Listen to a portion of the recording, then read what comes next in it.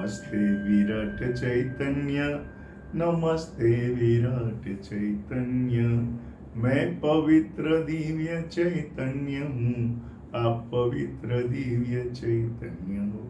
प्यारे दोस्तों, हमारे पर जीवन के ऊपर, हमारे संसार के ऊपर, इस पृथ्वी के ऊपर शास्त्र का बहुत बड़ा प्रभाव रहता है। शास्त्र का अर्थ शिक्षा होता है। जिस तरह से हमारे जितने भी सब्जेक्ट है वो अलग अलग प्रकार के शिक्षक होते हैं। जैसा है गणित शास्त्र है, भौतिक शास्त्र है, अर्थशास्त्र है, उसी तरह से ये जो हमारे समाज के पर जो असर है वो शास्त्र का प्रभाव है। शास्त्र मानव सर्जित ग्रंथ है जिनका प्रभाव देश, समाज, परिवार पर पड़ता है और मनुष्य के जीवन को प्रभावित करता है। मच्छी मार जाने नहीं सर्जनता का ज्ञान, मंत्र से सूर्य को ढाक दे ऐसे है ऋषि मुनि परसर का ज्ञान। युधिष्ठिर को नाम दिया धर्मराज का, जुआर में पत्नी को गए हार। द्रौपदी बेचारी क्या करे, ऐसे होते हैं नाथ। आदर्श परिवार की बात नहीं करे लड़ाई झगड़ी दुश्मन की बात। भगवान को भी लड़ाई में शामिल करे, ऐसी है हमारे शास्त्रों की बात। कल्पना है या हकीकत है उनका कोई अर्थ नहीं, जो लिखा है शास्त्रों में वह गया हमारे जीवन में।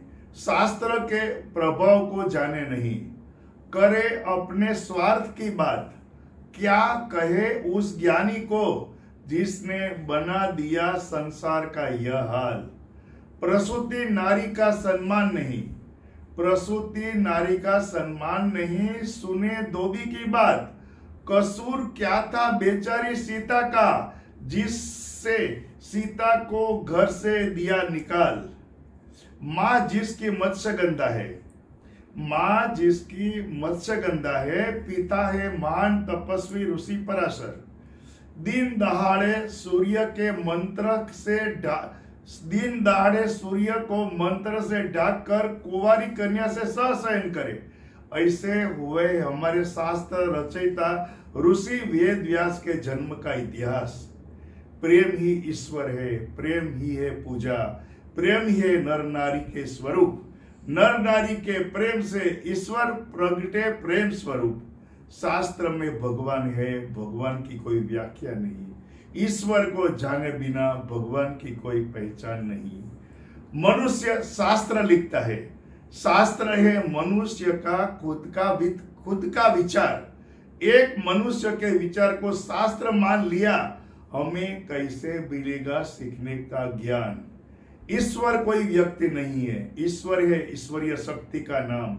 ईश्वरीय शक्ति को जाने बिना कैसे मिले सच्चा ज्ञान। प्यारे दोस्तों, वक्त आ गया है, हमें शास्त्र के बारे में सोचना पड़ेगा। जो हमारे शास्त्र में हुआ है उसका प्रभाव जो है हमारे समाज पर, संसार पर, परिवार पर और देश के ऊपर है। तो ये प्रभाव क्यों है उसको समझना पड़ेगा। जो भी हो रहा है उसके लिए हमारा शास्त्र जिम्मेदार है। नर और नारी जो है ये दोनों है वो प्रेम के प्रतीक है। ईश्वर का दूसरा स्वरूप जो है वो प्रेम है। वो दो प्रेम मिलते हैं, दो ईश्वर मिलते हैं तो तीसरी ईश्वरीय शक्ति का जन्म होता है। ये यूनिवर्स का नियम है। जब तक हम यूनिवर्स को नहीं समझेंगे तब तक हम भटकते रहेंगे। नमस्ते विराट चैतन्य।